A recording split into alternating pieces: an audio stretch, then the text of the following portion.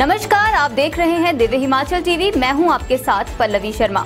दिन भर की बड़ी घटनाओं पर नजर डालते हैं इस न्यूज बुलेटिन में। सबसे पहले हेडलाइंस। हिमाचल में 2 अगस्त से खुलेंगे स्कूल। पूरी क्षमता के साथ लगेंगी 10वीं, 11वीं और 12वीं की कक्षाएं। 26 जुलाई से चलेंगे कोचिंग सेंटर।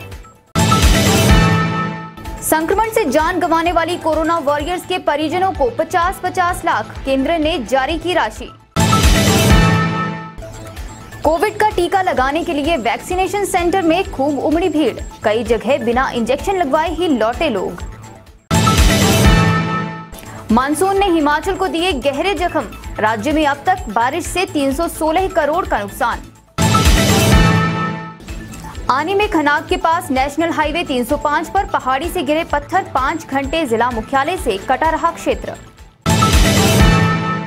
हिमाचल में वर्षा का दौर जारी। 25 और 26 जुलाई को भारी बारिश की चेतावनी। शांत हिमाचल में अशांति फैलाने वाले पर्यटकों पर शिकंजा। पुलिस ने प्रदेश के एंट्री पॉइंट्स पर बढ़ाई चौकसी। नए मोटर व्हीकल एक्ट के खिलाफ हुए टैक्सी ऑपरेटर्स। यूके के नियम देश में लागू न करने की मांग। और अब समाचार विस्तार से। हिमाचल प्रदेश में अरसे बाद स्कूलों में चहल पहल देखने को मिलेगी। जयराम मंत्रिमंडल ने इस संदर्भ में गुरुवार को कई महत्वपूर्ण फैसले लिए हैं। आइए डालते हैं एक नजर। पंजाब, हरियाणा और गुजरात की तर्ज पर अब हिमाचल के स्कूल भी खुल जाएंगे। गुरुवार को प्रदेश मंत्रिमंडल की बैठक में 2 अगस्त से 10वीं, 11वीं और 12वीं कक्षा के विद्यार्थियों के लिए पूरी क्षमता के साथ स्कूल खोलने का फैसला लिया गया है। इस दौरान छात्रों का कोविड नियमों का पालन करना अनिवार्य होगा। इसके अलावा मंत्रिमंडल ने उच्च शिक्षा को लेकर अहम फैसला लिया कि 26 जुलाई से प्रदेश के कॉलेजों में दाखिले शुरू किए जाएंगे और अगले महीने 16 अगस्त से फुल स्ट्रेंथ के साथ कॉलेजों में कक्षाएं शुरू कर दी जाएंगी। कोचिंग सेंटर्स की दिक्कतों को ध्यान में रखते हुए मंत्रिमंडल ने एक महत्वपूर्ण निर्णय दिया और कहा कि 26 जुलाई से हिमाचल के सभी कोचिंग सेंटर्स को पूरी क्षमता के साथ खोल दिया जाएगा। इसके अतिरिक्त सरकार ने एक बार फिर नौकरियों का पिटारा खोलते हुए प्रदेश सचिवालय में जूनियर ऑफिस असिस्टेंट के 100 से ज्यादा पद भरने का भी फैसला लिया है। कोरोना महामारी में ड्यूटी के दौरान जान गंवाने वाली 2 वॉरियर्स महिलाओं के परिजनों को केंद्र सरकार ने 50-50 लाख रुपए की सहायता राशि जारी कर दी है। दोनों ड्यूटी के दौरान ही संक्रमित हो गई थी, जिसके बाद उनकी जान चली गई थी। शिमला के प्राथमिक स्वास्थ्य केंद्र मांडल की मिडवाइफ प्रेमलता और आईजीएमसी में स्टाफ नर्स के पद पर तैनात द्रौपदा डोगरा की मृत्यु के बाद केंद्र ने प्रभावित परिजनों को आर्थिक सहायता के रूप में 50-50 लाख रुपए जारी किए हैं। प्रधानमंत्री गरीब कल्याण योजना के तहत ये आर्थिक राशि प्रभावितों के परिवार को दी जाती है। केंद्र सरकार ने प्रधानमंत्री गरीब कल्याण पैकेज योजना के तहत फ्रंटलाइन कोरोना वॉरियर्स के लिए 50 लाख की बीमा राशि का ऐलान किया है, जिसके तहत परिजनों को ये राशि दी गई है। मुख्य चिकित्सा अधिकारी डॉक्टर सुरेखा चोपड़ा ने बताया कि शिमला में कोरोना काल में ड्यूटी के दौरान 3 स्वास्थ्य कर्मियों की मौत हुई थी। तीनों को प्रधानमंत्री गरीब कल्याण योजना के तहत राशि जारी की गई है। हिमाचल में गुरुवार को कोविड का टीका लगाने के लिए वैक्सीनेशन सेंटर्स में खूब भीड़ उमड़ी। रश का आलम ये था कि कई लोगों को बिना इंजेक्शन के ही घर की राह पकड़नी पड़ी। हिमाचल में गुरुवार को 18+ सहित 45 साल के ऊपर वाले लोगों के लिए विभिन्न स्वास्थ्य केंद्रों में टीकाकरण अभियान का आयोजन किया गया। इस दौरान वैक्सीनेशन सेंटर्स में तिल धरने को जगह नहीं बची। भीड़ का आलम ये था कि सुबह 6 बजे ही लोग स्वास्थ्य केंद्रों में पहुंचना शुरू हो गए थे और 10 बजे तक हेल्थ सेंटर भारी भीड़ से भर गए थे। इस दौरान जनता को काबू करने के लिए पंचायत प्रतिनिधियों और पुलिस सहित अस्पताल प्रशासन को भारी मशक्कत करनी पड़ी। तय संख्या में डोज लगने के कारण कई युवाओं को बिना इंजेक्शन के ही लौटना पड़ा। इस दौरान लोगों में स्वास्थ्य विभाग के खिलाफ गुस्सा भी देखने को मिला। खैर, कोरोना से बचने के लिए वैक्सीनेशन जरूरी है, लेकिन जनता को समझना होगा कि ज्यादा भीड़ जुटाकर कोविड नियमों की अवहेलना नहीं कर सकते। हिमाचल को मानसून गहरे जख्म दे रहा है। मूसलाधार बारिश होने के चलते प्रदेश को करोड़ों की चपत लग चुकी है। प्रदेश में अब तक बरसात से 316 करोड़ से अधिक का नुकसान हो चुका है। इतना ही नहीं, 13 जून से अब तक 167 लोग अपनी जान भी बारिश के चलते गंवा चुके हैं। मानसून सीजन में सबसे ज्यादा नुकसान लोक निर्माण विभाग को हुआ है। भूस्खलन के चलते जगह जगह सड़कें क्षतिग्रस्त हुई हैं। वहीं कुछ स्थानों पर नदी नालों में जल स्तर बढ़ने से पुल भी बह गए हैं। लोक निर्माण विभाग को अब तक 212 करोड़ से अधिक का नुकसान हो चुका है। इसके अलावा आईपीएच विभाग को 92 करोड़ की चपत लगी है। बारिश के चलते 39 पक्के और 45 कच्चे मकान भी जमींदोज हो गए हैं, जबकि 291 कच्चे घरों को आंशिक नुकसान पहुंचा है। इसके अतिरिक्त 8 दुकानों, 5 लेबर शेड सहित 311 गौशालाएं भी बारिश की भेंट चढ़ चुकी हैं। सबसे ज्यादा नुकसान कांगड़ा में हुआ है। बरसात में जगह जगह गिर रहे ल्हासों से अभी भी कई सड़कें बंद हैं। ताजा मामला कुल्लू जिला का है, जहां पहाड़ी से गिरे बड़े बड़े पत्थरों ने नेशनल हाईवे को जाम कर दिया।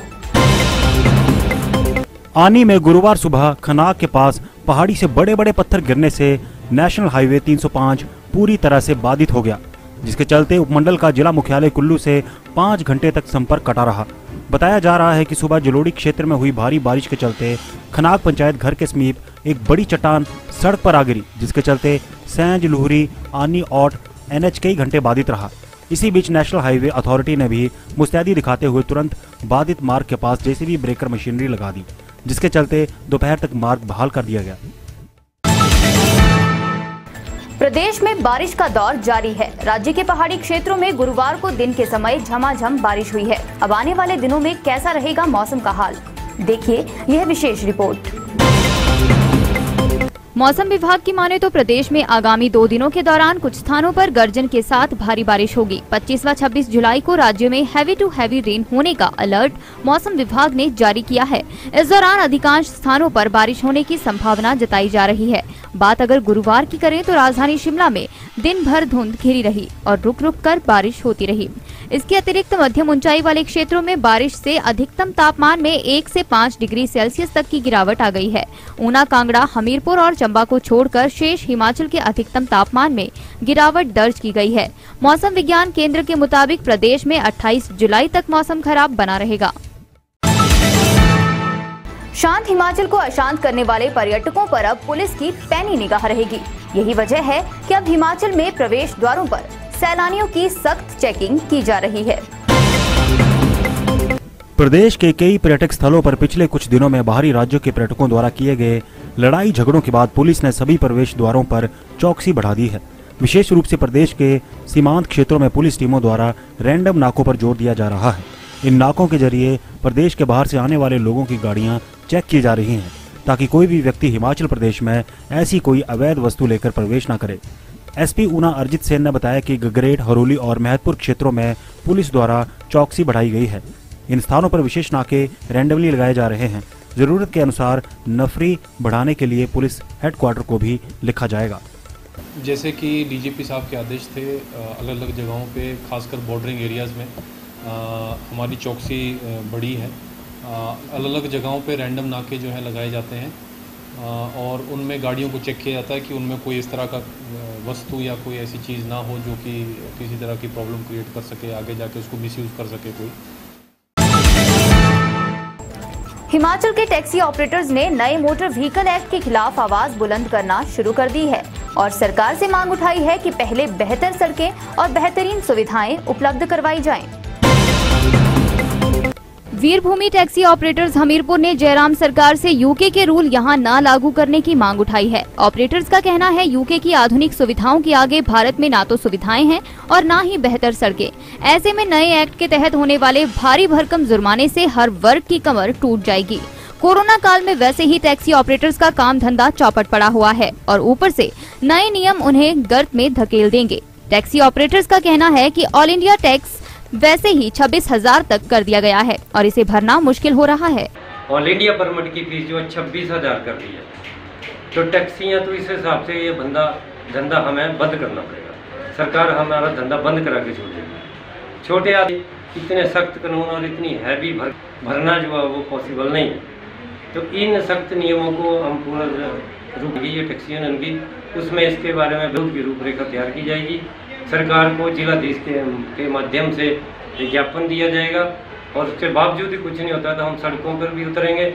ऊपर से यदि भीड़ भाड़ वाले क्षेत्रों में छोटी सी गलती हुई तो उन्हें भारी भरकम जुर्माना भरना पड़ेगा। सरकार को पहले यहाँ के इंफ्रास्ट्रक्चर को सुधारना होगा और मूलभूत सुविधाएं उपलब्ध करवानी होंगी। उसी के बाद ही नए नियमों का औचित्य बनता है। देखो जी, जो नया मोटर व्हीकल लगता है चलो तो ठीक है, आना भी चाहिए, लेकिन उसके जो फाइन बहुत ज़्यादा है। ये आम पब्लिक के लिए या टैक्सी वालों के लिए बहुत ही मुश्किल हो जाएगा फाइन भरना। तो हमारी सरकार से गुजारिश है कि इसको कम से कम किया जाए। इंदिरा स्टेडियम ऊना में गुरुवार सुबह क्रिकेट खिलाड़ियों ने जमकर पसीना बहाया और टीम में एंट्री पाने के लिए एड़ी चोटी का जोर लगा दिया। देखिए यह विशेष रिपोर्ट। हिमाचल प्रदेश क्रिकेट संघ द्वारा करवाई जा रही अंडर 16 2 दिवसीय क्रिकेट प्रतियोगिता के लिए गुरुवार को इंदिरा मैदान में अंडर 16 टीम के लिए ट्रायल का आयोजन किया गया। ट्रायल में जिला से करीब 60 खिलाड़ियों ने हिस्सा लिया। जिला क्रिकेट संघ के अध्यक्ष मदन पुरी ने बताया कि ट्रायल में चयनकर्ता योगेंद्र पुरी, अशोक ठाकुर व असीम कुमार रहे, जिन्होंने खिलाड़ियों की प्रतिभा का आकलन किया। उन्होंने बताया कि योग्यता के अनुसार जो खिलाड़ी चयनित होंगे उन्हें कैंप में शामिल किया जाएगा। इसमें लगभग 60 खिलाड़ियों ने भाग लिया है। इसमें मुख्य चयनकर्ता योगेंद्र पुरी, अशोक ठाकुर और असीम कुमार होंगे। योग्यता के अनुसार जो बच्चे अच्छे होंगे उनको कैंप में दिया जाएगा। और अब चलते चलते 10 वर्षों तक अंशकालिक कार्यकाल पूरा करने वाले पंचायत चौकीदार बनेंगे दैनिक वेतनभोगी। हाई कोर्ट ने दिए आदेश। अब शहीद संजीव कुमार होगा बिलासपुर जिला के हडवाड़ स्कूल का नाम। जयराम सरकार ने लिया फैसला। प्रदेश सरकार ने बदले वन विभाग के बड़े अफसर। अगले हफ्ते तक के लिए लटकी पुलिस अधिकारियों की ट्रांसफर्स। और जोगिंदरनगर में 11 वर्षीय मासूम के साथ दुराचार आरोप में 67 वर्षीय बुजुर्ग गिरफ्तार।